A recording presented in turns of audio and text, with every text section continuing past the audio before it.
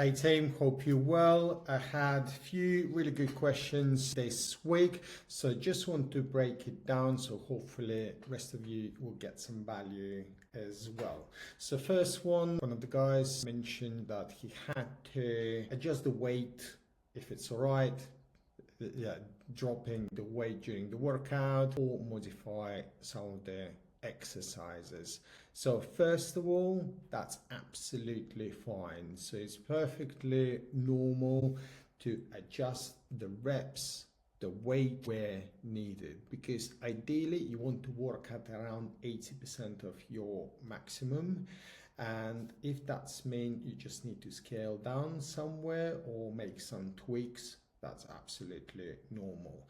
Because number one, you want to stay injury free for as long as possible, and this way you can build up over a period of time.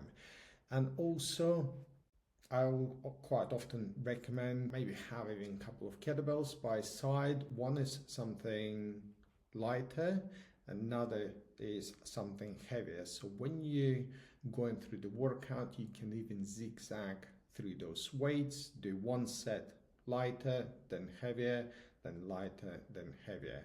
But you, of course, adjusting the number of reps when you switch between. And eventually, this heavier kettlebell become your new working weight. So also, when it comes to modifying some of the exercises, absolutely fine. If you're struggling with the full push-up, going to the kneeling push-up is absolutely fine. Or even grab the kettlebell, lay down on your back and do a chest press with the kettlebell. So if you need kind of to build up upper body strength. Another really few questions. There was quite a few questions about going out when it comes to the weekend and how to navigate through the weekends, social events, maybe going out for drinks and food with the friends. So it can be really difficult to control absolutely everything, and that can stop you from enjoying or get a bit anxious about going out as well. So a couple of things that I like to do and utilize is, number one is control my other meals. So if I know I'm going out in the evening, later in the day, I can always focus on the meals which come and happen before that, and making sure I get high protein, high fiber meals. That mean kind of I can reduce some of the damage through those meals. If it's a breakfast, you can have nice omelette with some veggies. If it's a lunch, making sure you have like a high protein salad. Again, this way you're not feeling like you're too starving when you're going out and you just start eating and can't stop. When it comes to the restaurant itself, again, you can always check the menu prior and kind of make a decision what you're going to go for. Because if you just show up to the restaurant and you can get swayed by a decision that your friend's making, maybe if everyone going for the burger and you're like, oh, okay, I will go for the burger as well. But as an example, if you're a lady and you have only 1600 calories to play with, this burger and maybe a few glasses of wine will completely blow out your total calorie budget very quickly. But if you can check the menu and see maybe some grilled fish or even a steak, you can probably reduce quite a huge amount of calories by picking the right choice. And try some like swaps as well. Maybe if it's coming with portion of fries, maybe swapping to baked potatoes, rice or couscous, you can reduce a few hundred calories easily as well. When it comes to drinks as well, that can spike your calorie intake very quickly. So having some non-alcoholic beverage drinks can be a good way to start the meal.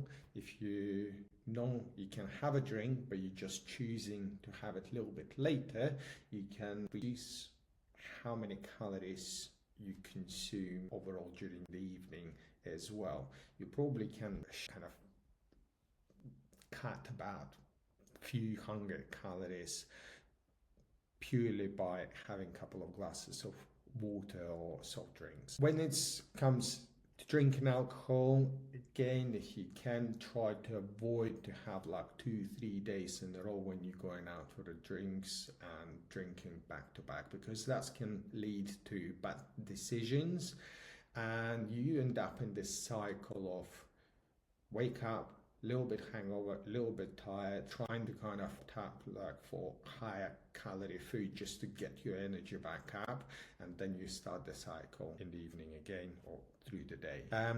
Also, it's feel really odd, but treating the weekends like weekdays can really help. I've done so many times when I meal prepped for the weekend, and my meals and decision making when it was coming around to food on the weekends was so much better. So test it out and give it a try.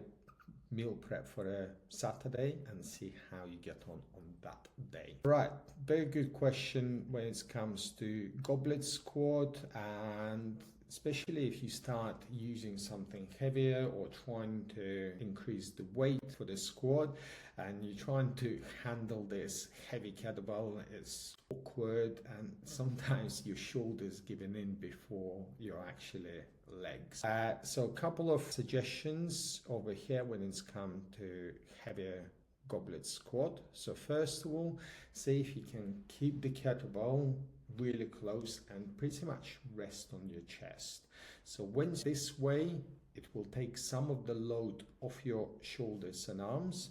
You can stay a bit more upright as well, and you can put more weight towards the heels, so back. So instead of kettlebell pulling you forward, you can bring yourself back and have a better control of the kettlebell.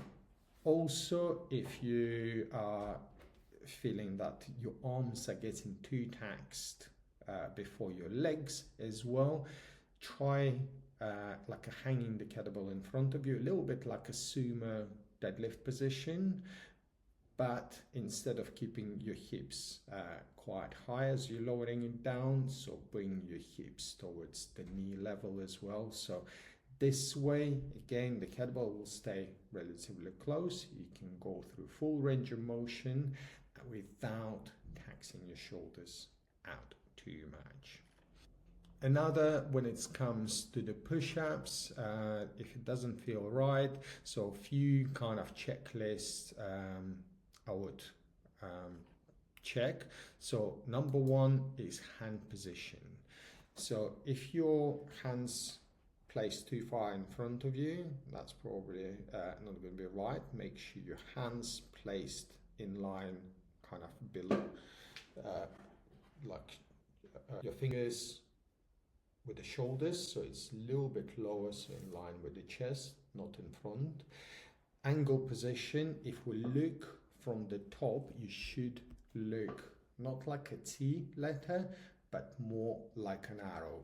Bring your shoulders away from your ears, activate your lats, open up through the chest, and bring your chest towards the ground. So again, if it's over here too far in front of you, we're working too much on the shoulders instead of the chest, and too much on the traps, when we want your lats to support you a little bit more, and you have good as well core engagement. If your hands too in front of you, the chances that your hips will be sticking up is quite high.